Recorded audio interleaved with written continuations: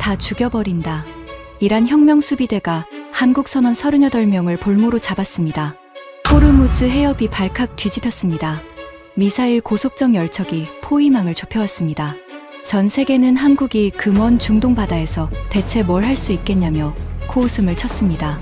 하지만 한국의 구축함 한 척이 전속력으로 돌진하기 시작했습니다. 그리고 43시간 뒤 아무도 예상하지 못한 충격적인 반전이 벌어졌습니다. 지금부터 그 전말을 공개합니다. 시작하기 전 구독과 좋아요, 그리고 대한민국 파이팅 댓글로 한국을 응원해주세요. 지금 호르무즈 해협의 보험료가 폭발하고 있습니다. 하루에 1,800만 배럴의 원유가 통과하는 이 좁디좁은 수로에서 한국 국적 유조선 한 척이 이란 혁명수비대에게 무력으로 납포당했기 때문입니다. 전 세계 해운보험 시장의 심장부인 로이드 오브 런던은 순식간에 아수라장이 되었습니다. 선박 한 척당 전쟁 위험 보험료가 380만 달러에서 단숨에 2,700만 달러까지 치솟았습니다. 하지만 진짜 충격은 그 다음이었습니다. 지금부터 그 43시간 동안 벌어진 믿기 힘든 이야기를 낱낱이 공개하겠습니다. 저는 닉 해리슨, 올해 52살입니다. 로이드 오브 런던 소속 해상전쟁보험 수석 심사관으로 27년째 일하고 있죠. 제가 하는 일은 아주 단순합니다. 전 세계 바다 위에서 벌어지는 모든 위험의 값을 매기는 겁니다. 해적이 출몰하면 보험료를 올리고 군함이 호위하면 보험료를 내립니다. 감정 따위는 끼어들 틈이 없는 냉혹한 확률의 세계죠. 제 사무실 책상 서랍 안에는 오래된 편지 한 통이 들어 있었습니다. 포클랜드 전쟁에서 영국 해군 구축함 함장으로 참전하셨던 할아버지께서 돌아가시기 전 남기신 것이었죠. 진짜 해군은 총 한 발 쏘지 않고 적을 물러서게 만드는 거다. 젊은 시절에 저는 그 문장을 퇴역 군인의 감상적인 넋두리 정도로 치부했습니다. 그때는 제가 얼마나 크게 착각하고 있었는지 꿈에도 몰랐습니다. 그날 아침 런던 시각으로 새벽 5시 47분이었습니다. 잠결에 휴대폰이 미친 듯이 울려댔습니다. 화면에 뜬 발신자는 위기관리실장 제임스 콜린스였죠. 닉, 지금 당장 사무실로 와. 호르무즈에서 터졌어. 호르무즈라는 단어를 듣는 순간 잠이 확 달아났습니다. 저는 침대에서 벌떡 일어나 양말도 제대로 신지 못한 채 현관문을 박차고 나갔습니다. 새벽 공기가 폐부를 찌르듯 차가웠지만 몸 안쪽에서는 뜨거운 아드레날린이 솟구치고 있었습니다. 로이드 본사 위기관리실에 도착하자 이미 핵심 인력 12명이 모여 있었습니다. 대형 모니터 5개에 호르무즈 해협의 실시간 항적 데이터, 브렌트유 선물 차트, 그리고 전쟁 위험, 프리미엄 그래프가 동시에 펼쳐져 있었죠. 제임스 콜린스 실장이 매서운 눈빛으로 입을 열었습니다. 상황을 정리하겠다.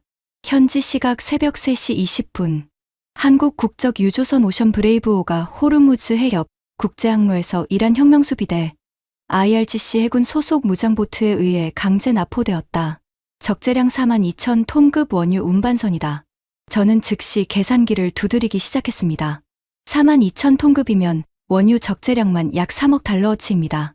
거기에 선체 가격, 용선료 손실, 그리고 호르무즈 전체 항로의 연쇄적인 보험료, 파급 효과까지 합치면 피해 규모는 기하급수적으로 불어나게 됩니다. 선원 상황은 어떻게 되나요? 제임스가 서류를 한 장 넘겼습니다. 총 38명이다. 한국인 9명, 필리핀인 17명, 미얀마인 12명, 전원 억류 상태로 추정된다. 38명이라는 숫자가 제 머릿속에서 보험 손해액의 한 항목으로 자동 변환되었습니다. 선원 필압 보험, 인당 배상 한도, 국적별 보상 체계. 솔직히 말하면 그때까지 저에게 38이라는 숫자는 사람이 아니라 그냥 리스크 개수였습니다. 그때 회의실 구석에 앉아있던 앙크안 르클레르가 무거운 목소리로 끼어들었습니다. 프랑스 해군 대령 출신으로 퇴역 후 우리 로이드의 군사자문위원으로 일하는 인물이었죠. 닉, 납포 주체가 정규 해군이 아니라 혁명수비대라는 점을 주목해야 합니다. 그게 뭐가 다른데요? 혁명수비대는 이란 정규군과 완전히 별개의 조직입니다. 최고 지도자에게 직속으로 보고하는 광신도 집단이죠.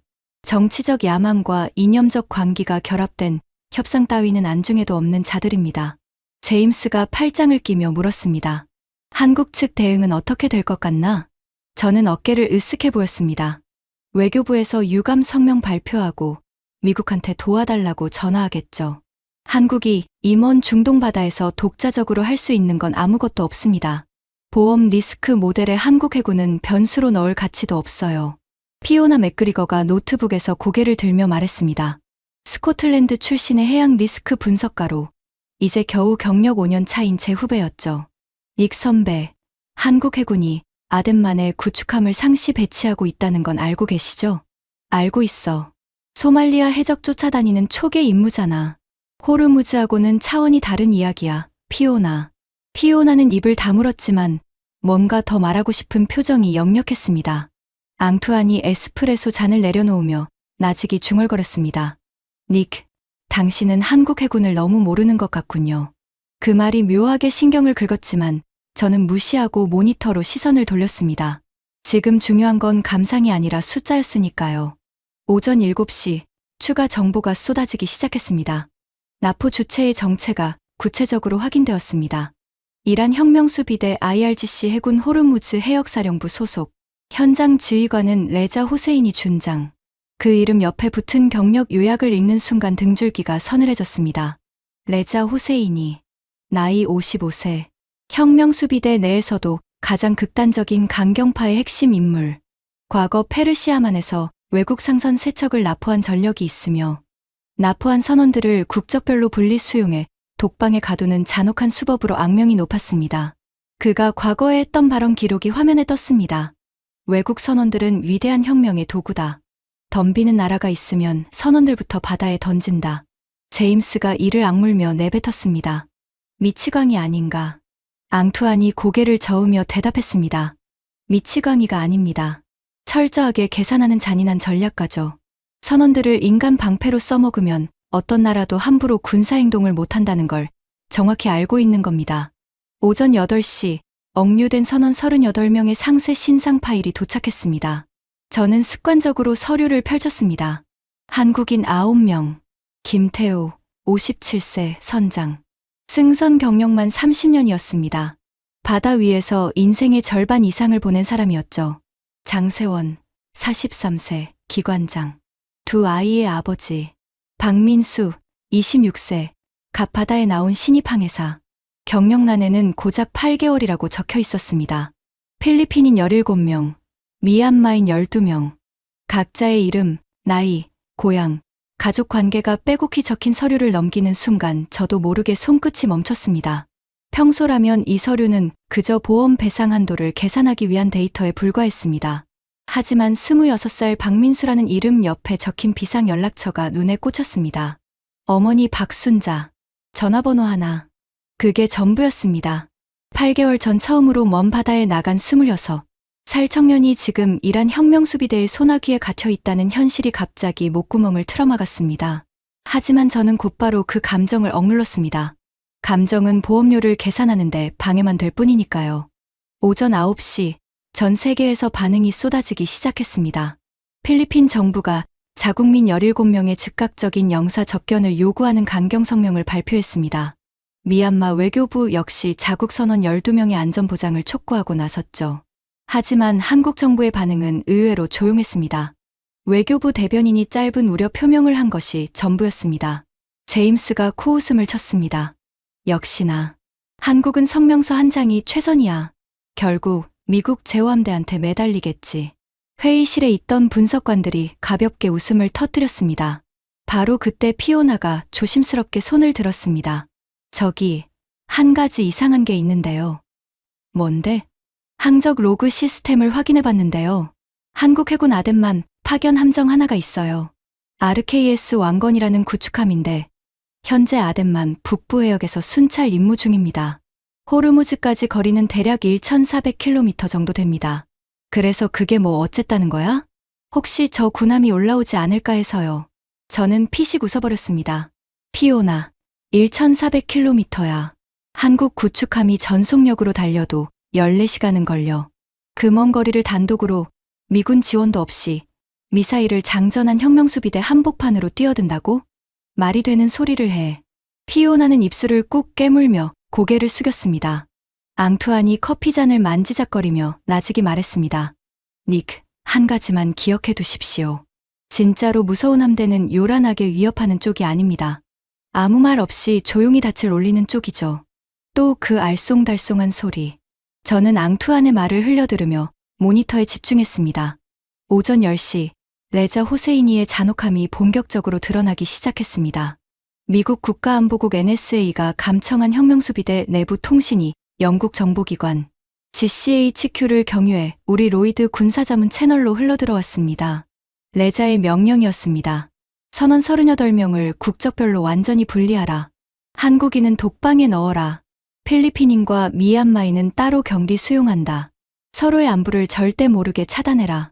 공포가 극대화되어야 협상에서 써먹을 수 있다. 저는 모니터를 읽으며 주먹을 불끈 쥐었습니다. 인간이 할 수 있는 짓이 아니었습니다. 38명을 쪼개서 격리시키면 각국 정부는 자국민 아니만 따지느라 통일된 대응을 하지 못하게 됩니다. 레자는 그걸 정확히 노린 겁니다. 분열시켜 지배한다. 악마적으로 계산된 전략이었죠. 이어서 추가 감청 내용이 도착했습니다. 한국인 선장 김태호에게 특별히 전해라. 한국 정부가 72시간 안에 동결 자산 15억 달러를 풀지 않으면 선원들을 한 명씩 국제 언론 앞에 세우겠다. 가족 영상통화를 시켜주겠다고 미끼를 던져라. 가족 얼굴을 보면 어떤 인간이든 무너진다. 제임스가 탁자를 내리치며 욕설을 내뱉었습니다. 이 인간 쓰레기 같은 놈. 앙투안이 차갑게 정리했습니다. 레자 호세이니는 미치광이가 아닙니다. 극도로 냉정한 사이코패스에 가깝죠. 선원들의 공포를 수확해서 정치적 레버리지로 전환하는 기술에 능한 자입니다. 가장 끔찍한 유형의 적이에요. 오전 11시, 저는 보험료 긴급 재산정 작업에 들어갔습니다. 호르무즈 해협통과 선박에 대한 전쟁 위험, 보험료를 최고 위험 등급으로 격상해야 했습니다. 제 손가락이 키보드를 두드릴 때마다 전 세계 해운업계의 돈이 증발하고 있었습니다. 통과 선박 한 척당 전쟁 위험, 보험료 380만 달러에서 2,700만 달러로 긴급 인상. 호르무즈 해협 위험 등급 레드, 최고 경계 단계 격상. 1일 통과 선박 약 65척 기준. 해운업계 추가 보험 부담 하루 약 15억 달러 이상 추정. 숫자를 입력하는 내내 손끝이 미세하게 떨리고 있었습니다. 이 숫자 하나하나가 전 세계 원유 수송의 핏줄을 조르는 올감이었으니까요. 바로 그때 피오나가 자리에서 벌떡 일어났습니다. 닉 선배, 이것 좀 보세요. 피오나의 모니터를 들여다본 순간 심장이 쿵 하고 바닥으로 내려앉았습니다. 항적 로그 시스템에 찍힌 데이터가 너무나도 명백했습니다. RKS 왕건. 함수 방향이 급격히 북쪽으로 꺾여 있었습니다. 엔진 속도 급증가. 현재 속도 30노트. 그리고 계속해서 상승 중. 저는 숨을 확 참았습니다. 피오나, 이거 확실한 거야? 3번 확인했습니다. 오전 10시 38분에 함수 방향이 변경되었고 10시 42분부터 엔진 출력이 최대치로 올라가고 있어요. 설마 진짜로 여기까지 올라온다는 거야? 현재 속도를 기준으로 계산하면 내일 새벽 1시 전후에 호르무즈 권역에 도달합니다. 회의실이 얼어붙었습니다. 제임스가 창백한 얼굴로 중얼거렸습니다. 한국 해군이 진짜로 단독 기동을 시작했다고? 미군 지원 없이? 혼자서?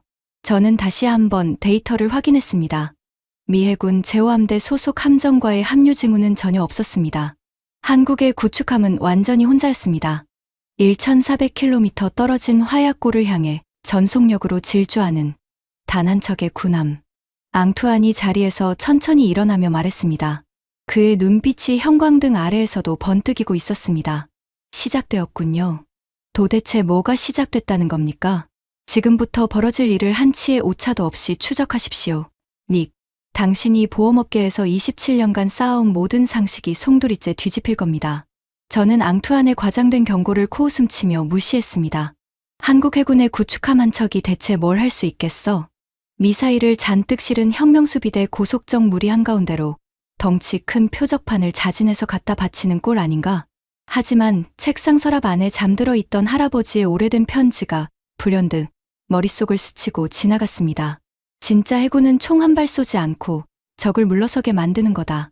그때는 그 문장이 왜 떠오르는지 제 자신도 이해할 수 없었습니다. 오후 12시 레자 호세이니의 두 번째 명령이 감청망에 걸려들었습니다. 한국인 선장 김태호를 따로 데려와라. 눈을 가리고 별도의 신문실로 이송한다. 나머지 한국인 선원들에게는 선장이 어디로 갔는지 절대 알려주지 마라. 지도자를 경계하면 나머지는 공포에 무너진다. 앙투안이 주먹을 불끈 쥐었습니다. 교과서적인 심리전 기법입니다. 지도자를 격리해서 나머지 인원의 사기를 완전히 꺾는 수법이죠. 김태우 선장의 얼굴이 서류 위 여권 사진에서 저를 올려다보고 있었습니다. 57세, 승선 경력 30년. 바다 위에서 온갖 풍파를 다 겪었을 노련한 사내였겠지만 지금 이 순간 눈이 가려진 채 혁명수비대의 신문실로 끌려가고 있었습니다. 오후 1시 전쟁 위험 보험료 추가 산정 결과가 나왔습니다. 제 리포트에 적힌 숫자들은 이미 재앙 수준이었습니다. 브렌트유 배럴당 $112 돌파, 호르무즈 통과 선박 보험료 800% 폭등, 글로벌 해운업계 1일 추가, 손실 47억 달러 추정, 한국 구축함의 호르무즈 진입 시 무력 충돌 가능성 극히 높음, 충돌 발생 시 호르무즈 해협 전면 봉쇄 가능성, 기간은 최소 2주에서 최대 3개월, 봉쇄 기간 중 글로벌 경제 충격 규모 수조 달러에 달할 것으로 추정. 하지만 보고서를 쓰면서도 자꾸만 시선이 항적 로그 시스템으로 끌려갔습니다. 한국의 구축함 왕건은 속도 31노트를 일정하게 유지한 채 북쪽을 향해 맹렬하게 질주하고 있었습니다. 마치 거대한 화살 하나가 지도 위에서 호르무즈를 정확히 겨냥하고 날아가는 것처럼 보였습니다. 저는 혼잣말을 중얼거렸습니다. 한국 해군 구축함 한 척이 대체 뭘 할 수 있다는 거지? 바로 그때 앙투안이 제 옆에 와서 모니터를 함께 들여다보며 말했습니다. 닉, 당신에게 한 가지 질문을 하겠습니다. 40년도 더 전 포클랜드 전쟁 때 영국 해군이 왜 13,000km를 원정한 줄 아십니까? 섬을 탈환하려고요. 아닙니다. 섬 위에 있던 영국 국민을 지키기 위해서입니다. 지금 한국이 하려는 일이 정확히 그겁니다. 1,400km 떨어진 바다에 자국민 9명이 갇혀 있으니까요. 필리핀인 17명과 미얀마인 12명까지 합치면 38명의 생명이 저 미치광이 손에 달려 있는 겁니다. 하지만 앙투안, 구축함 한 척으로 뭘 어떻게 하겠다는 거예요? 혁명수비대 고속정이 때로 달려들면 포위당해서 끝장이잖아요. 앙투안이 묵직한 눈빛으로 저를 쏘아보았습니다. 그게 바로 당신이 모르는 부분입니다. 한국 해군은 당신이 생각하는 것과 완전히 다른 해군이에요. 조만간 두 눈으로 직접 보게 될 겁니다. 앙투안은 그 말을 남기고 자리로 돌아갔습니다. 저는 모니터 속 붉은 점 하나가 호르무즈를 향해 맹렬히 움직이는 것을 뚫어지게 바라보았습니다. 두 개의 시계가 동시에 돌아가고 있었습니다. 하나는 레자 호세이니가 38명의 선원들을 쪼개고 경계하고 위협하는 잔혹한 시계. 다른 하나는 한국의 구축함이 1,400km를 가르며 하얗고를 향해 질주하는 돌격의 시계. 두 시계의 바늘이 겹치는 순간이 바로 내일 새벽입니다. 저는 할아버지의 편지를 떠올리며 책상 서랍을 무의식적으로 만지작거렸습니다. 진짜 해군은 총 한 발 쏘지 않고 적을 물러서게 만드는 거다. 할아버지, 정말로 그런 해군이 이 세상에 존재하기나 합니까? 오후 3시 한국 구축함 왕건의 속도가 32노트까지 올라갔습니다. 최대 전투 속력에 가까운 수치였습니다. 저는 계산기를 두드려봤습니다. 현재 속도를 유지하면 내일 새벽 1시경에 호르무즈 해협 국제해역 경계선에 도달합니다. 그때까지 남은 시간은 약 10시간. 피오나가 긴장된 목소리로 물었습니다. 닉 선배, 보험 리스크 등급을 한 단계 더 올려야 하지 않을까요? 한국 군함이 호르무즈에 진입하면 무력 충돌 가능성이 급격히 올라갑니다. 저는 잠시 생각하다가 고개를 끄덕였습니다. 맞아. 최악의 시나리오를 반영해야 해. 제 손이 키보드를 두드렸습니다. 호르무즈 해협 전쟁 위험 등급 블랙 격상. 이것은 로이드 오브 런던 역사상 극히 드물게 발동되는 최고 위험 단계였습니다. 마지막으로 블랙 등급이 발동된 건 걸프전 당시였죠. 제임스가 제 어깨 너머로 화면을 들여다보며 낮게 신음했습니다. 블랙 등급이라니. 이거 호르무즈 전체가 사실상 전쟁구역으로 선포되는 거잖아. 숫자가 말하는 대로 따라가는 겁니다. 감정을 빼고 확률만 보면 무력 충돌 가능성은 78%까지 올라가 있어요. 오후 5시, 레자 호세이니의 세 번째 명령이 감청되었습니다. 이번 것은 이전 것들과 차원이 달랐습니다. 한국 군함이 호르무즈를 향해 오고 있다는 정보를 입수했다. 좋다. 덤벼라. 선원 38명을 유조선 갑판 위로 끌어올려라. 저놈들이 한 발이라도 쏘는 순간 선원들이 먼저 피를 본다는 걸 전 세계에 똑똑히 보여줘야 한다. 회의실 공기가 얼어붙었습니다. 앙투안이 이를 악물며 말했습니다. 인간 방패 배치 명령입니다. 38명을 갑판 위에 세워놓고 한국 군함의 사격을 물리적으로 불가능하게 만들려는 겁니다. 닉, 이건 지금까지와는 완전히 다른 차원의 리스크입니다. 제임스가 벽을 한 대 치며 내뱉었습니다. 이 미친놈이 진짜로 사람을 방패막이로 쓴다고? 국제법이고 뭐고 다 씹어먹겠다는 거잖아. 저는 서류 위에 놓인 선언 명단을 다시 한번 바라보았습니다. 26세 박민수, 비상연락처 어머니 박순자. 이 청년이 지금 이 순간 눈이 가려진 채 갑판 위로 끌려나가고 있을지도 모른다는 생각이 들자 위장이 비틀리는 듯한 구역질이 올라왔습니다. 하지만 그보다 더 소름 끼쳤던 건 레자의 계산이 너무나도 정확했다는 점입니다. 선원들을 갑판에 세워놓으면 한국 군함은 절대로 한 포를 쏠 수 없습니다. 그 순간 총을 쏘면 구하러 온 자국민을 자기 손으로 죽이는 끔찍한 역설에 빠지게 되니까요. 오후 7시 추가 정보들이 폭포처럼 쏟아졌습니다. 한국 서울에서 긴급 국가안전보장회의 NSC가 소집되었다는 속보가 떴습니다. 미국 국무부가 양측에 극도의 자제를 촉구하는 성명을 냈습니다. 유가는 배럴당 $118까지 치솟았고 제가 산정한 전쟁위험 보험료는 벌써 3차례나 추가 인상되어 선박 한 척당 $3,200만 육박하고 있었습니다. 하지만 한국 정부의 공식 반응은 여전히 미묘하게 절제되어 있었습니다. 외교부 대변인의 두 번째 브리핑은 단 3문장이었습니다. 억류된 선원들의 안전 확보가 최우선이다. 모든 가능한 채널을 통해 긴밀히 협의 중이다. 추가 사항은 확인되는 대로 발표하겠다. 제임스가 비웃었습니다. 3문장이 전부야? 이것 봐. 역시 성명서가 최선인 나라라니까.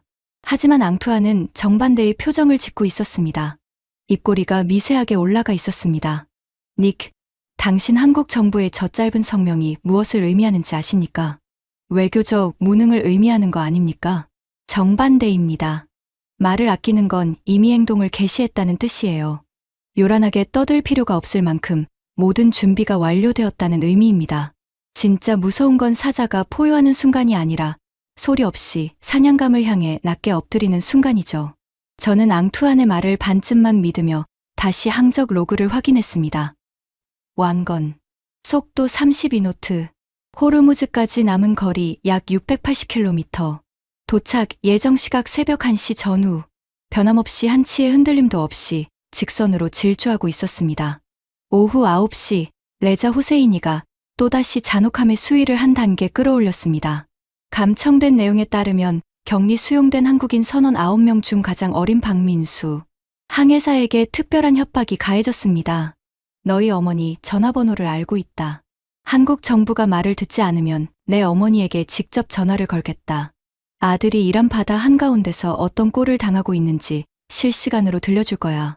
저는 모니터 앞에서 주먹을 부르르 떨었습니다. 26세. 아직 바다 경력이 8개월밖에 되지 않은 청년을 상대로 어머니를 볼모 삼아 심리전을 벌이는 겁니다. 피오나가 눈시울을 붉히며 말했습니다. 저 인간은 진짜 악마입니다. 앙투안이 차갑게 말했습니다. 악마는 적어도 자기가 악하다는 자각이라도 있습니다.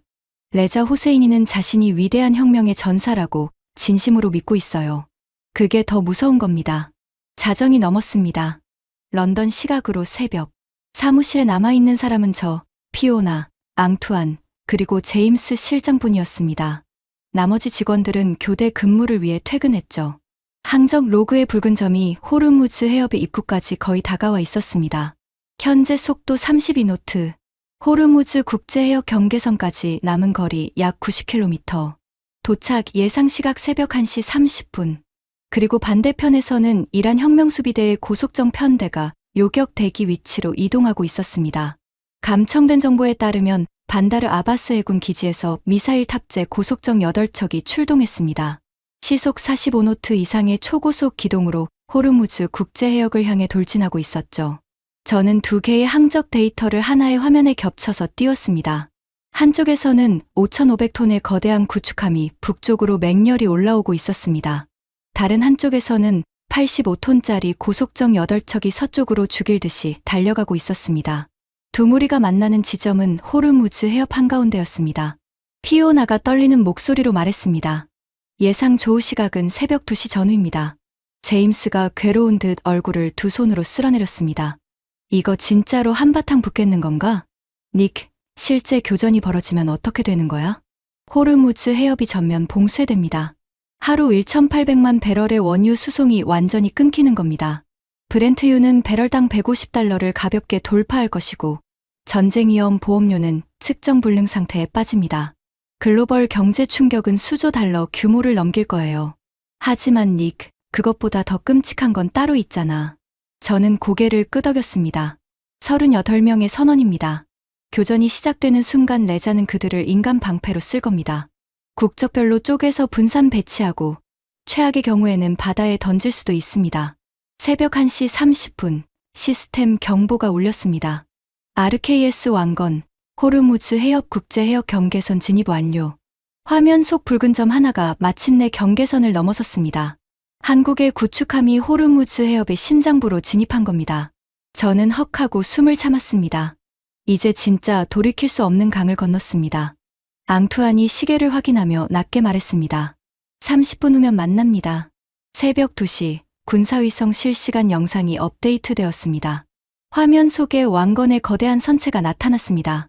전장 150m, 만재 배수량 5,500톤의 위풍당당한 구축함이 칠흑 같은 호르무즈의 어둠을 가르며 전진하고 있었습니다. 그리고 그 주변을 8개의 검고 작은 점들이 파리 떼처럼 맴돌기 시작했습니다. 미사일을 탑재한 혁명수비대 고속정들이었습니다. 양측 간거리 약 7해리, 13km 남짓입니다. 피오나가 창백한 얼굴로 보고했습니다.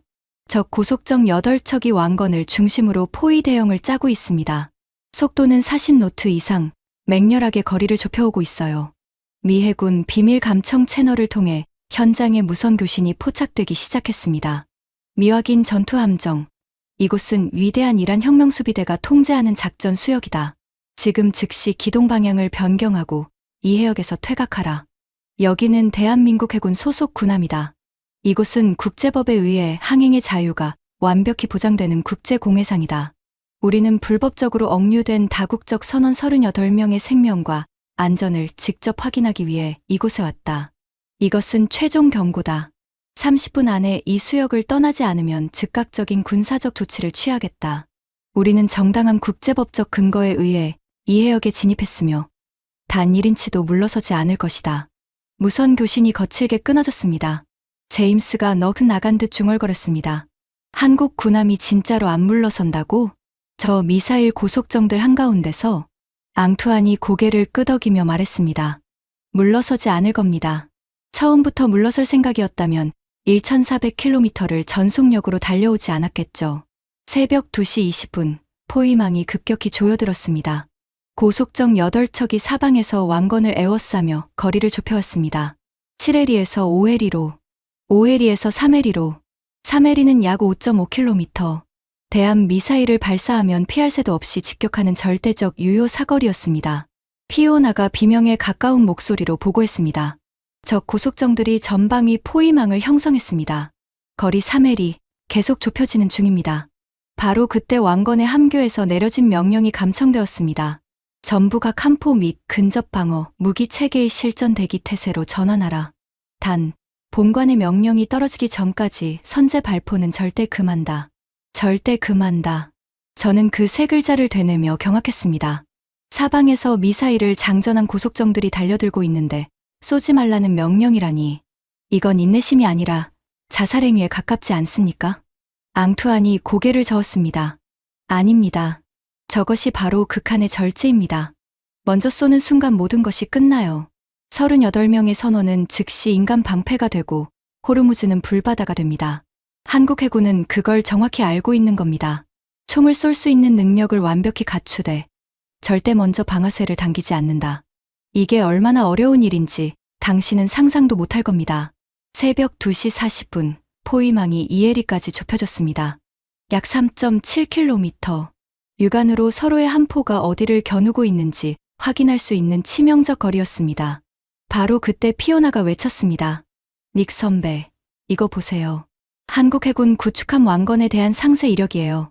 제가 미 해군 공개 데이터베이스에서 뽑아왔습니다.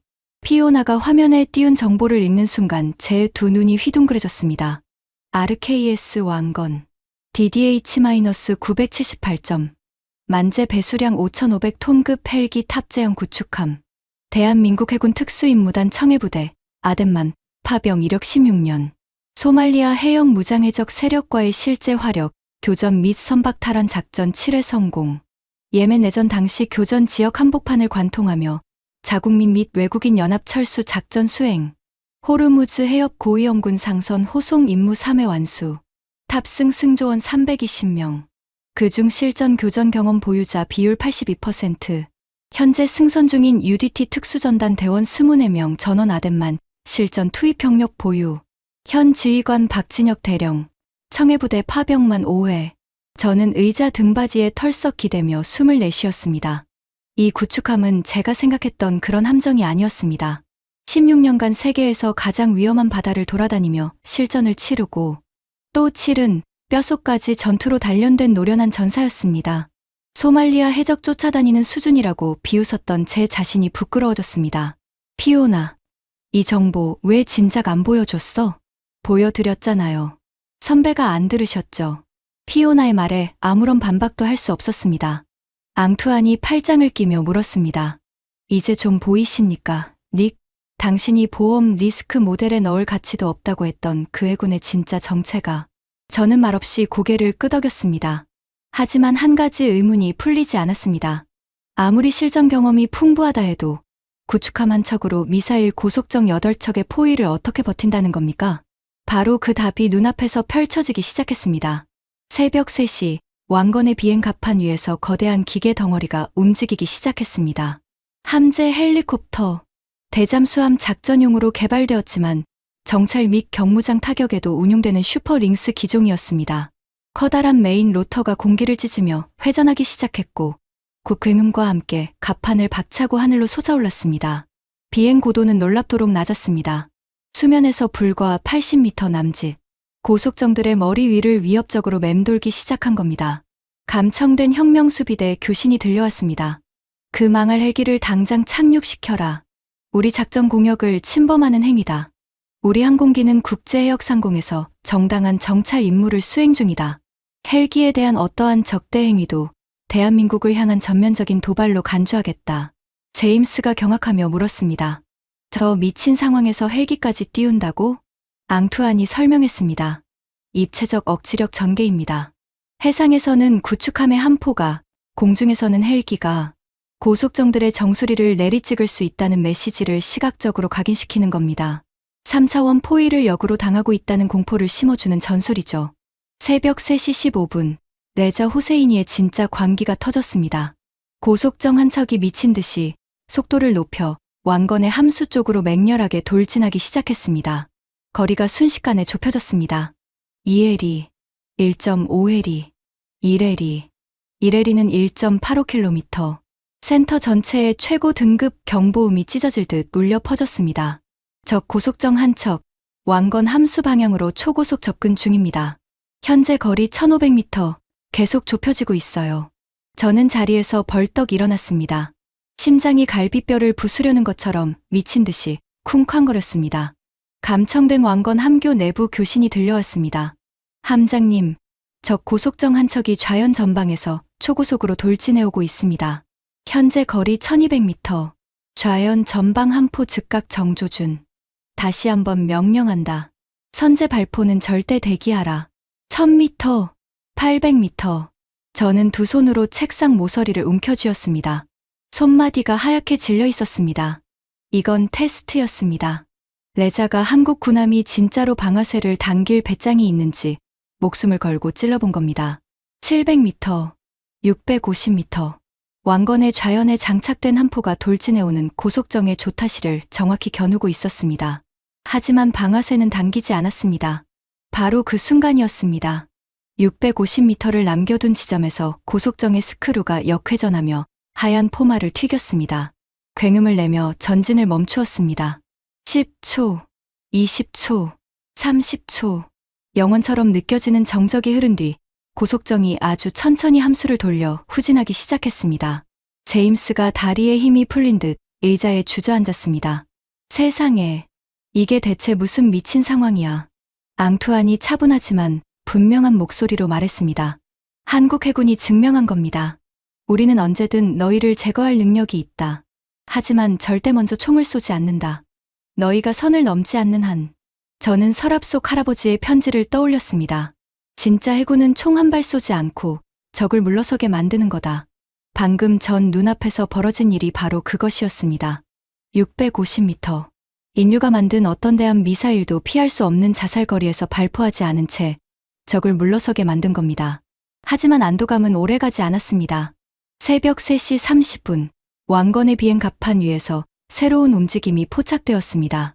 칠흑 같은 전투복을 입은 무리가 일사불란하게 정렬하고 있었습니다. 방탄 헬멧, 야간 투시경, 그리고 중무장 장비.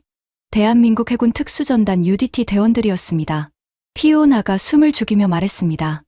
해상 특수전 팀입니다. 최악의 상황을 대비해서 실전 투입 준비를 하고 있는 거예요.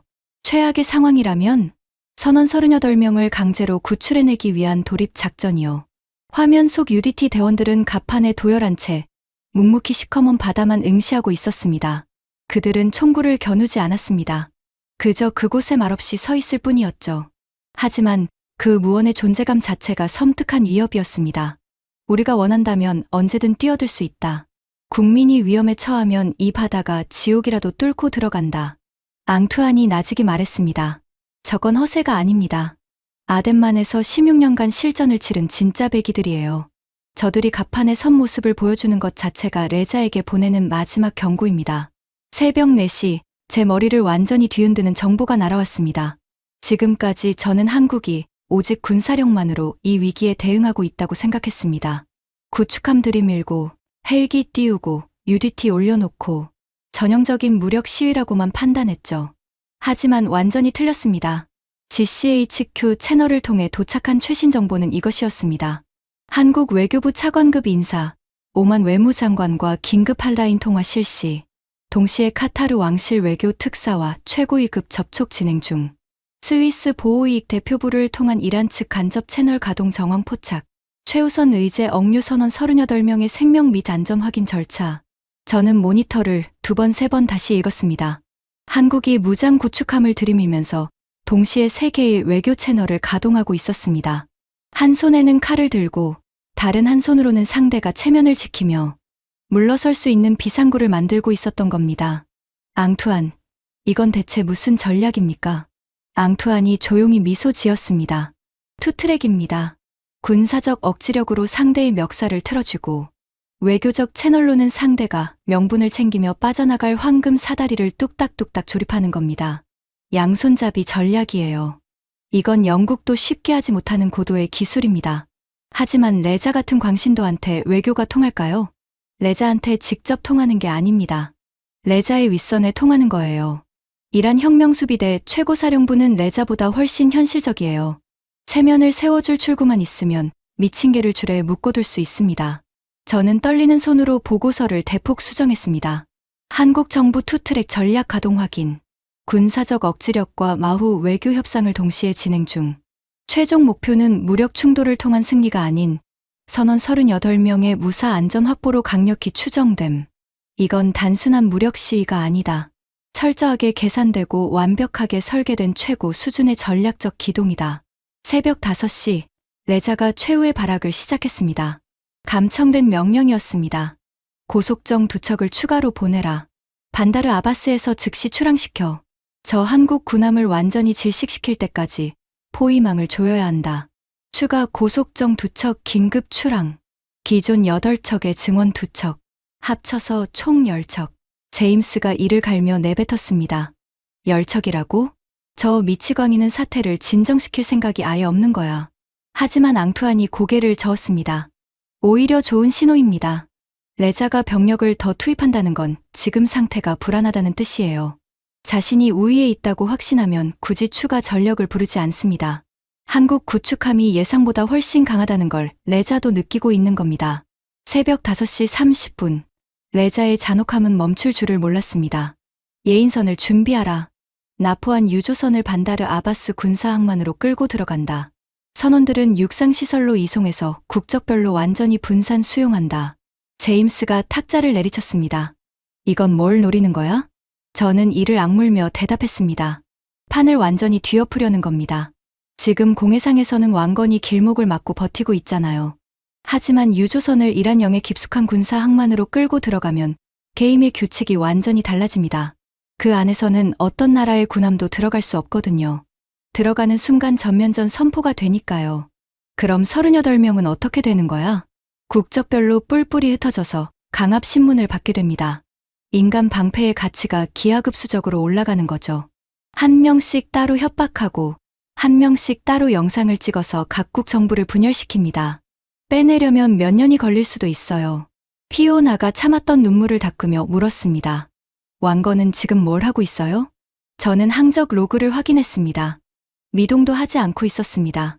공해상과 이란 영해의 경계선상에 바위처럼 멈춰 서 있었습니다. 왜 안 쫓아가는 거예요? 저 경계선을 넘어 이란 영해 깊숙이 진입하는 순간, 그건 구출 작전이 아니라 타국에 대한 군사적 침략 행위가 됩니다. 아무리 한국 해군이라 해도 국제법의 벽을 제 발로 걷어찰 수는 없는 겁니다. 하지만 유조선이 끌려가면 모든 게 끝장 아닌가요? 아직 끝이 아닙니다. 저는 다시 외교 채널 정보를 확인했습니다. 한국 외교부가 오만과 카타르를 통해 이란 외무부의 긴급 역제안을 타전한 내용이 포착되어 있었습니다. 핵심 내용은 놀라울 만큼 정교했습니다. 국제적 십자사 ICRC 소속 중립 옵저버를 납포, 유조선에 파견하여 선원 38명의 건강 상태와 생존 여부를 확인한다. 선원 가족과의 화상 통신을 보장한다. 납포된 선박 자체는 현 위치에 그대로 유지한다. 즉, 이란의 체면을 건드리지 않는다. 선박 석방과 배상 문제는 오직 외교 채널을 통해서만 논의한다. 앙투안이 감탄하며 말했습니다. 대단한 설계입니다. 한국은 유조선을 당장 돌려달라고 하지 않았어요. 그걸 요구하면 혁명수비대의 체면이 바닥에 나뒹굴게 되니까요. 대신 선원들의 안전만 확인하겠다는 최소한의 요구를 던진 겁니다. 이건 정치적 굴복이 아니라 인도주의적 관용 조치로 포장할 수 있어요. 강경파들도 자존심을 구기지 않고 받아들일 수 있는 유일한 타협점이죠. 저는 그 순간 모든 퍼즐이 맞춰지는 것을 느꼈습니다. 왕건의 거침없는 돌격은 단순한 무력 시위가 아니었습니다. 가장 강력한 협상 카드였습니다. 전방에서 무장한 군함이 상대의 목줄을 틀어주고 버티는 동안 후방에서는 노련한 외교관들이 상대가 체면을 지키며 물러설 수 있는 비상구를 깎아 만들고 있었던 겁니다. 새벽 6시 한국 대통령의 긴급 대국민 담화가 발표되었습니다. 억류된 선원의 안전이 국가의 절대적 최우선 원칙이다. 가용한 모든 수단을 총동원하여 마지막 한 명까지 반드시 보호하겠다. 동시에 평화적 해결을 위한 외교적 노력도 병행하고 있다. 대한민국 최고 통수권자의 확고한 의지가 전 세계에 공식 천명된 순간이었습니다. 저는 모니터 화면을 번갈아 바라보았습니다. 좌측 화면은 10척의 고속정과 한 척의 구축함이 피말리는 대치를 벌이고 있는 호르무즈의 해상 전장. 우측 화면은 보이지 않는 곳에서 치열한 암투가 벌어지고 있는 글로벌 외교 무대. 거대한 톱니바퀴가 소름 끼치도록 정밀하게 맞물려 돌아가고 있었습니다. 새벽 7시, 레자가 결국 최후의 한 수를 내밀었습니다. 고속정 10척 전체가 일제히 엔진을 괴성내며 왕건을 향해 전면적인 압박 기동을 시작한 겁니다. 평균 대치 거리가 1.5해리까지 무너져 내렸습니다. 약 2.7km. 한 포만으로도 서로를 찢어발길 수 있는 자살 거리였습니다. 감청된 왕건 함교의 교신이었습니다. 함장님, 적 고속정 전 편대가 전방위 압박 기동 중입니다. 평균 거리 1.5해리로 급격히 좁혀지고 있습니다. 전 무장체계 최종 실전 타격 태세 돌입. 전 승조원 절대 침착함을 잃지 마라. 내 명령 없이 방아쇠에 손대는 자는 군법회의에 세운다. 박진혁 대령의 목소리는 바위처럼 차분했습니다. 5,500톤짜리 구축함으로 10척의 고속정 사이에서 미세한 거리, 조절 기동을 하면서 적의 도발에 말려들지 않고 그러면서도 1인치도 물러서지 않는 전술. 앙투안이 경외감을 감추지 못하며 말했습니다. 상식을 초월하는 조함술입니다. 포위당한 상태에서 저런 정밀 기동이 가능하다는 것 자체가 말이 안 돼요.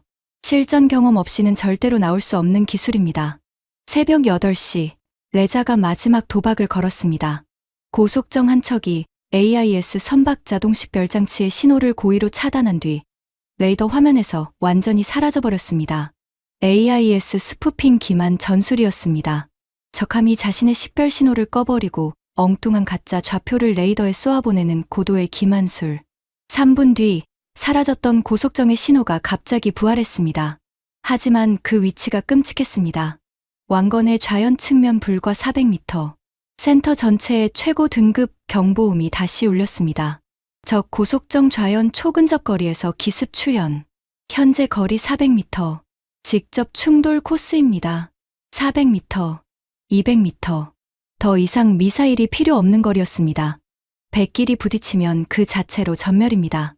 왕건의 좌연에 장착된 펠랭스 근접 방어 기관포가 돌진하는 고속정의 조타시를 정확히 겨눴습니다. 하지만 방아쇠는 여전히 당기지 않았습니다. 150m. 피오나가 비명을 질렀습니다. 부딪혀요. 충돌 직전의 찰나, 고속정이 급격히 방향타를 비틀어 왕건의 거대한 선체 옆을 머리카락 한 올 차이로 스쳐 지나갔습니다. 60m. 파멸까지 남았던 거리. 고속정이 일으킨 거대한 파도가 왕건의 선체를 때렸습니다. 저는 다리에 힘이 풀려 의자에 주저앉았습니다. 손끝이 하얗게 떨리고 있었습니다. 앙투안이 무거운 목소리로 말했습니다. 레자가 시험한 겁니다. 한국 군함이 진짜로 쏠 배짱이 있는지 목숨을 걸고 찔러본 거예요. 그리고 한국 해군의 대답은 명확했습니다. 우리는 언제든 너희를 박살낼 수 있다. 하지만 절대 먼저 방아쇠를 당기지 않는다. 너희가 선을 넘지 않는 한 60m. 양쪽 중 어느 한쪽의 지휘관이라도 그 2초 동안 공포에 질려 과잉 반응을 했더라면 이 해협의 모든 것은 불바다가 되어 끝장났을 겁니다. 새벽 9시 감청된 레자 측의 내부 교신이 들려왔습니다. 사령관님, 상황이 심상치 않습니다. 저놈들이 미동도 하지 않습니다. 우리가 아무리 밀어붙여도 1인치도 물러서질 않아요. 방금 전 60m까지 들이받을 뻔했는데도 귀신처럼 침착하게 피하기만 할 뿐 쏘질 않습니다. 그럼 한 번 더 밀어붙여봐. 완전히 미친 짓입니다. 다음번에는 진짜로 부딪히거나 저쪽이 쏠 수 있습니다. 우리 고속정은 한 방이면 박살입니다. 레자의 부하들마저 동요하기 시작한 겁니다. 60m 돌진에서도 끄떡하지 않는 한국 군함을 보며 공포를 느낀 거였죠. 닉 들었습니까? 앙투안이 물었습니다. 네. 레자의 부하들이 겁을 먹었어요. 바로 그겁니다. 한국 해군이 자신들의 압도적인 화력을 적을 파괴하는 데 쓰는 것이 아니라 적이 함부로 방아쇠를 당기지 못하도록 짓누르는 가장 완벽한 방패로 사용하고 있는 겁니다. 총을 쏠 수 있는 능력이 가장 강력한 억지력이 되는 역설. 이것이 진짜 프로페셔널의 세계입니다. 저는 오래된 편지 한 통을 다시 떠올렸습니다. 진짜 해군은 총 한 발 쏘지 않고 적을 물러서게 만드는 거다. 할아버지, 이제야 그 말씀의 진짜 무게를 알 것 같습니다. 오전 10시, 레자의 상부에서 균열이 감지되었습니다. 이란 혁명수비대 최고사령부 내부 통신이 감청된 겁니다. 현장 지휘관은 어떻게 대처하란 말인가? 일단 무장 대기하되 함부로 발포하지 마라. 최고 위층의 최종 정치적 결단을 기다려라. 국제 여론이 극도로 악화되고 있다. 나포한 선원들이 한국인뿐 아니라 필리핀, 미얀마까지 얽힌 다국적이라 각국 정부가 벌떼처럼 들고 일어나고 있다. 앙투안이 이를 듣고 말했습니다. 레자의 목줄이 위에서 조여지기 시작했습니다. 최고사령부가 현장의 확전을 통제하라는 시그널을 보낸 거예요. 체면을 살리면서 빠져나갈 출구를 찾기 시작한 겁니다. 한국 측의 투트랙 전략이 효과를 발휘하고 있는 건가요? 정확히 그렇습니다. 전방에서 구축함이 목줄을 틀어쥐고 있는 동안 후방의 외교 채널이 이란 윗선에 명분 있는 출구를 제시한 겁니다. 강경파들도 체면을 구기지 않고 받아들일 수 있는 딱 하나의 타협점을요. 오전 11시 카타르 정부의 특별 외교 특사가 전격적으로 움직였습니다. 테헤란의 이란 외무부와 서울의 한국 외교부를 동시에 연결하는 3자 긴급 화상 접촉이 성사되었습니다. 동시에 오만 정부도 중재 지지 입장을 공식 표명했고 영세 중립국 스위스가 인도주의 채널 제공 의사를 밝혔습니다. 외교 전선에서 거대한 돌파구가 열리기 시작한 겁니다. 저는 벅찬 마음으로 보고서를 수정했습니다. 다국적 외교 돌파구 형성 중. 다자간 중재 채널 전면 활성화. 이란 측의 정치적 명분과 체면, 유지가 보장되는 합의안 공식 타진됨. 군사 충돌 리스크 점진적 하락 추세로 전환.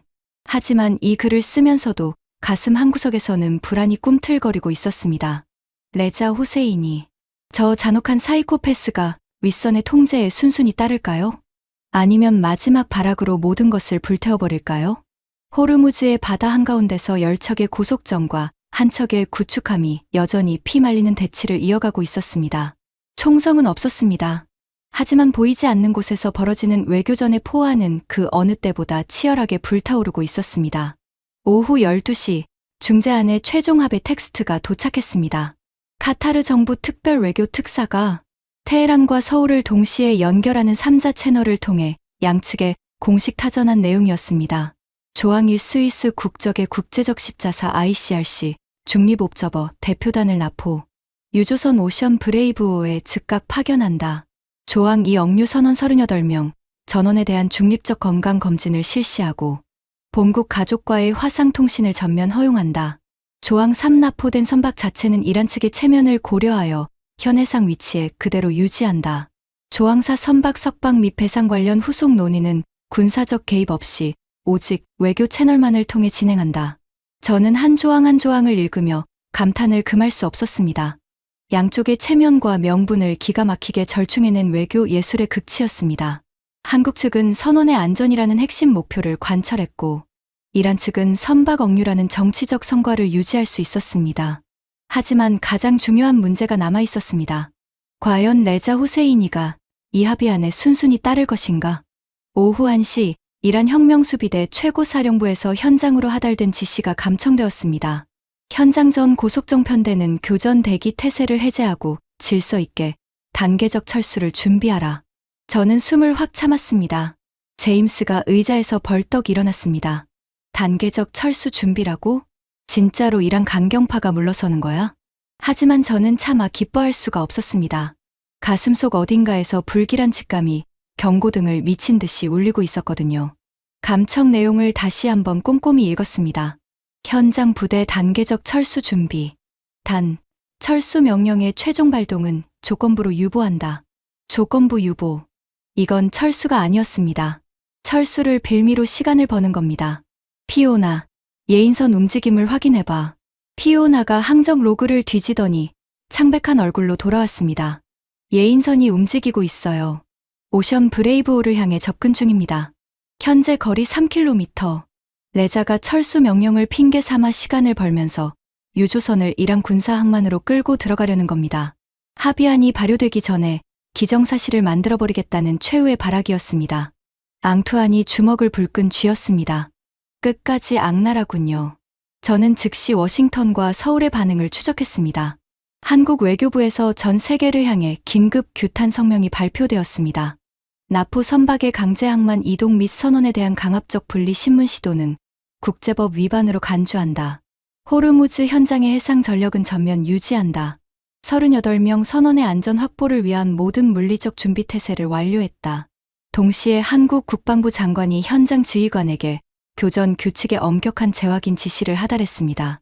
원칙 1 선제 타격 및 도발적 군사행동은 절대 금한다. 원칙 2 무력 교전은 적의 명백한 적대 행위에 대한 정당방위 시에만 허용한다.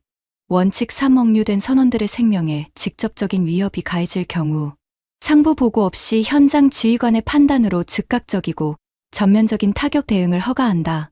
세 번째 원칙이 핵심이었습니다. 선원들이 위험에 처하면 현장에서 즉시 쏴도 된다는 뜻입니다. 레자가 선원들을 건드리는 순간 왕건의 모든 포문이 열리는 겁니다.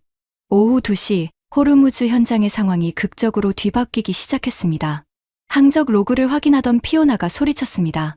고속정들이 움직이고 있어요. 거리를 벌리고 있습니다. 1.5에리에서 2에리로, 2에리에서 3에리로. 저는 눈을 비비며 모니터를 다시 확인했습니다. 사실이었습니다. 맹렬하게 달려들던 고속정들이 아주 미세하게 엔진 출력을 낮추며 뒤로 물러나고 있었습니다. 하지만 동시에 예인선은 여전히 오션 브레이브호를 향해 다가가고 있었습니다. 이건 뭐야? 고속정은 빠지면서 예인선은 보낸다고? 앙투안이 날카롭게 분석했습니다. 레자의 마지막 줄다리기입니다. 현장 무력 대치는 한 단계 완화하는 척하면서 유조선만 슬쩍 빼가려는 수작이에요. 윗선의 철수 명령도 지키는 척하고 자기 목적도 달성하려는 이중 계산이죠. 하지만 한국 측이 저걸 가만히 놔둘까요? 바로 그 답이 왕건에서 나왔습니다. 감청된 함교 내부 교신이었습니다. 함장님, 적 예인선이 오션 브레이브호를 향해 계속 접근 중입니다. 현재 거리 1.5km. 왕건의 링스 헬기를 예인선 상공으로 급파하라. 예인선의 일거수일투족을 머리 위에서 감시하면서 우리가 모든 것을 지켜보고 있다는 사실을 똑똑히 각인시켜라. 동시에 UDT 특수전팀 즉각 대기 태세 유지. 예인선이 오션 브레이브호의 밧줄을 거는 순간 그 즉시 차단 작전에 돌입할 준비를 갖춰라. 링스 헬기가 굉음을 내며 예인선 상공으로 날아갔습니다. 수면 50m 높이에서 맹렬하게 선회하며 예인선의 조타시를 내려다보았습니다. 동시에 왕건의 갑판에서는 UDT 대원들이 고속 고무보트에 탑승하여 출격 준비를 마쳤습니다. 예인선의 움직임이 눈에 띄게 느려졌습니다.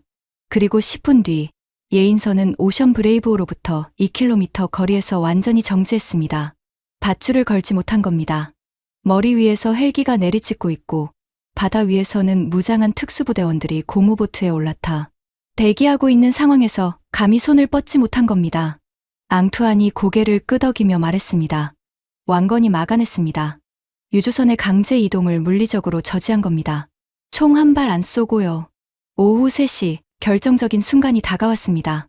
카타르 정부가 양측의 최종 합의안의 이행을 공식 촉구했습니다. 동시에 오만 외무장관이 이란 외무부에 직접 전화를 걸어 즉각적인 이행을 요청했습니다. 한국 외교부 장관도 오만, 카타르 채널을 통해 이란 측에 마지막 정치적 메시지를 보냈습니다. 합의안의 이행 데드라인은 오늘 오후 6시. 이 시한 안에 구체적 조치가 개시되지 않으면 다음 단계의 조치로 전면 이행한다. 다음 단계가 무엇인지는 명시되지 않았습니다. 하지만 호르무즈 바다 한가운데서 함포를 정조준한 채 버티고 있는 5,500톤의 구축함이 그 답을 대신하고 있었습니다. 오후 4시 이란 혁명수비대 내부에서 격렬한 논쟁이 벌어지고 있다는 감청이 들어왔습니다. 레자 호세이니와 그의 상급자 사이의 교신이었습니다. 사령관, 이대로 저놈들 앞에서 꼬리를 내리란 말입니까? 위대한 혁명수비대의 자존심이 어떻게 됩니까? 자존심 때문에 고속정 편대를 통째로 잃을 생각인가? 저 한국 군함의 실전 이력을 직접 확인해봤나? 아덴만에서 16년간 해적을 쓸어버린 전투함이다. 교전이 시작되면 우리 고속정은 5분 안에 전멸한다. 하지만 사령관님, 저는 레자, 명령이다. 현시간부로 추가 도발을 전면 중단하라. 예인선도 즉각 복귀시켜라. 최고 지도자 사무실에서 직접 지시가 내려왔다. 더 이상의 확전은 불허한다. 통신이 끊어졌습니다. 회의실이 고요해졌습니다. 제임스가 떨리는 목소리로 물었습니다. 이거 진짜로 끝나는 거야? 앙투안이 천천히 고개를 끄덕였습니다. 레자의 줄이 끊어졌습니다. 최고 지도자 사무실에서 직접 내려온 명령이면 레자도 어쩔 수 없어요. 광신도라 해도 최고 지도자의 명령만큼은 거역할 수 없는 절대적인 권위니까요. 오후 5시 항적 로그에 극적인 변화가 나타났습니다. 열척의 고속정이 하나둘씩 함수를 돌려 왕건으로부터 멀어지기 시작했습니다. 3해리에서 5해리로, 5해리에서 7해리로, 7해리에서 10해리 바깥으로. 예인선도 오션 브레이브호에서 물러나 반다르 아바스 방향으로 되돌아가고 있었습니다. 피오나가 눈물을 글썽이며 말했습니다. 물러가고 있어요. 진짜로 물러가고 있어요. 왕건도 즉각적으로 상응하는 조치를 취했습니다. 정조준하고 있던 함포의 각도를 허공을 향해 꺾어내렸습니다. 하지만 상공의 링스 헬기는 여전히 선회를 멈추지 않았습니다. 총구는 내렸지만 눈은 감지 않겠다는 명확한 메시지. 오후 5시 30분 감청된 레자 호세이니의 마지막 무전이었습니다. 전편대 철수 완료. 현시간부로 반다르 아바스 모항으로 전면 귀환한다. 그의 목소리에는 억누를 수 없는 분노와 굴욕감이 묻어났습니다. 하지만 더 이상 어찌할 도리가 없었습니다. 눈앞에서 1인치도 물러서지 않는 한국 구축함의 초인적인 인내심과 보이지 않는 곳에서 치밀하게 조여오는 다국적 외교. 압박 앞에서 레자의 광기는 마침내 꺾인 겁니다. 저는 모니터 앞에서 두 손으로 얼굴을 감싸 쥐었습니다. 뜨거운 것이 눈시울을 타고 흘러내렸습니다. 27년간 보험 심사관으로 일하면서 단 한 번도 업무 중에 눈물을 흘린 적이 없었습니다. 숫자는 울지 않으니까요. 하지만 지금 이 순간 제가 쏟고 있는 눈물은 숫자가 아니라 38명의 진짜 사람들을 위한 것이었습니다. 오후 6시 국제적 십자사 ICRC 중립옵저버 대표단이 오만 무스카트 국제공항에서 전용 헬기에 탑승했습니다. 목적지는 오션 브레이브호. 도착 예상 시각 오후 8시. 오후 8시 정각 하얀 헬기 한 대가 오션 브레이브호의 넓은 갑판 위로 사뿐히 착륙했습니다. 하얀 옷을 입은 사람들이 헬기에서 내렸습니다.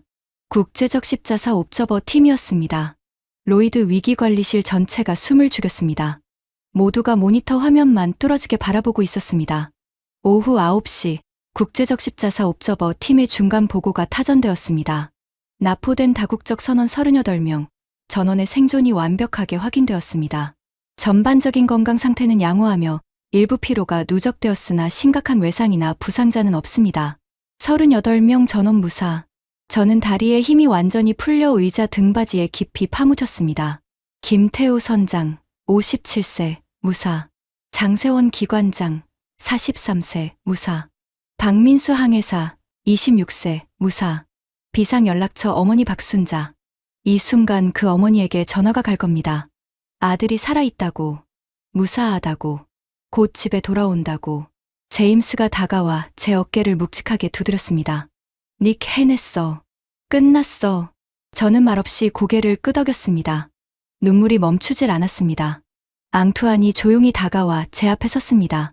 닉, 이제 아시겠습니까? 네. 제가 완벽하게 틀렸습니다. 한국 해군을 보험 리스크 모델에 넣을 가치도 없다고 했던 제 자신이 너무나도 부끄럽습니다. 앙투안이 미소 지었습니다. 부끄러워할 필요 없습니다. 중요한 건 깨달은 겁니다. 저는 책상 서랍에서 할아버지의 편지를 꺼냈습니다. 진짜 해군은 총 한 발 쏘지 않고 적을 물러서게 만드는 거다. 할아버지. 이제야 이 문장의 진짜 무게를 뼈속 깊이 알게 되었습니다. 그것은 퇴역 군인의 감상적인 넋두리가 아니었습니다. 43시간 동안 호르무즈 바다 한가운데서 단 한 발의 총성도 울리지 않고 38명의 생명을 지켜낸 한국의 구축함이 증명해낸 세상에서 가장 차갑고 완벽한 전략적 진실이었습니다. 피오나가 눈물을 닦으며 물었습니다. 닉 선배, 이제 보험 리스크 등급은 어떻게 하실 건가요? 저는 키보드에 손을 올렸습니다. 호르무즈 해협 전쟁 위험 등급 블랙에서 레드로 하향 조정. 선박 한 척당 전쟁 위험 보험료 3,200만 달러에서 850만 달러로 긴급 인하. 호르무즈 항로 정상 운항 단계적 재개. 그리고 맨 아래에 한 줄을 추가했습니다. 제 손가락이 키보드 위에서 아주 오랫동안 멈춰 있다가 천천히 움직였습니다. 리스크 모델 특별 수정 사항. 대한민국 해군 함정이 호르무즈 해협 인근 해역에 현존하는 경우 해당 구역의 전쟁 위험 등급을 2단계 하향 조정한다. 근거 실정 검증된 극한의 억지력 및 위기 통제 능력. 27년간 로이드 오브 런던의 리스크 모델에 한 번도 등장한 적 없던 한국 해군이 43시간 만에 모델의 상수로 각인된 순간이었습니다. 제임스가 제 화면을 들여다보며 고개를 끄덕였습니다. 닉, 그 수정안 내가 직접 이사회에 올리겠다. 이해 없을 거야. 오후 10시 앙투안에게서 마지막 전화가 걸려왔습니다. 닉, 한 가지만 더 물어봐도 되겠습니까? 물론이죠. 이번 사태를 겪고 난 후 당신의 눈에 비친 한국 해군은 어떤 존재입니까? 저는 창밖을 바라보았습니다. 런던의 밤하늘이 검게 깔려 있었습니다. 그 어떤 상황에서도 절대로 과소평가해서는 안 될 해군입니다. 왜요? 소름 끼칠 정도로 조용하기 때문이죠. 자신들의 힘을 요란하게 과시하며 떠들지 않고 그저 자신들이 해야만 할 일을 묵묵히 수행합니다. 적을 짓밟고 굴복시키기 위해 총을 쏘는 것이 아니라 뒤에 있는 38명의 사람들을 지켜내기 위해 압도적인 무력을 가장 완벽한 방패로 사용하는 해군입니다. 그 침묵의 무게가 바로 진짜 강함이었습니다. 앙투안이 소리내어 웃었습니다. 당신 할아버지가 들으셨다면 아주 자랑스러워하셨을 겁니다. 저는 편지를 한 번 더 읽으며 나직이 대답했습니다. 네, 이제야 할아버지의 뜻을 완벽히 이해했습니다. 진짜 해군은 총 한 발 쏘지 않고 적을 물러서게 만드는 거다. 그건 단순히 쏘지 않는다는 소극적인 의미가 아니었습니다. 쏠 수 있는 모든 능력을 완벽히 갖추고도 쏘지 않을 수 있는 극한의 절제력. 그리고 그 절제의 궁극적인 목적이 적을 이기는 것이 아니라 뒤에 있는 누군가를 지켜내는 것이라는 사실. 그것이 할아버지께서 포클랜드의 거친 바다에서 평생을 걸고 지키려 했던 진짜 해군의 정신이었습니다. 그로부터 며칠이 지난 런던. 저는 여느 때처럼 로이드 오브 런던 본사 사무실에서 모니터 5대를 마주하고 앉아 있었습니다. 글로벌 유가는 완전히 안정을 되찾았습니다. 브렌트유는 배럴당 $87 선으로 평온하게 회귀했죠. 하늘을 뚫을 듯 폭등했던 전쟁 위험, 보험료도 정상치로 내려앉았습니다. 호르무즈 해협을 통과하는 거대한 유조선들이 다시 빽빽한 대열을 이루며 묵묵히 항해하고 있었습니다. 항적 로그 시스템의 한 구석에서 익숙한 신호 하나가 보였습니다. RKS 왕건. 거대한 제빅 구축함은 호르무즈를 떠나 자신들의 원래 작전 구역인 아덴만 해역을 향해 조용히 남하하고 있었습니다. 자신들이 이룩한 기적을 요란하게 자랑하지 않고 아주 묵묵하게 다시 거칠고 험한 바다에서 싸워야 할 다음 임무를 준비하면서요. 저는 화면 속 그 점점 작아지는 항적을 바라보며 나지막이 중얼거렸습니다. 정말로 수고 많으셨습니다. 당신들이야말로 제가 27년간 숫자로는 단 한 번도 계산해낼 수 없었던 진짜 해군이었습니다. 저는 책상 서랍에서 할아버지의 편지를 꺼내 모니터 옆에 세워두었습니다. 낡은 종이 위에 잉크가 사무실 조명을 받아 은은하게 빛났습니다. 진짜 해군은 총 한 발 쏘지 않고 적을 물러서게 만드는 거다. 이 한 줄의 문장은 이제 더 이상 퇴역 군인의 감상적인 유언이 아닙니다. 제가 직접 두 눈으로 목격한 세상에서 가장 완벽한 전략적 결론이 되었습니다.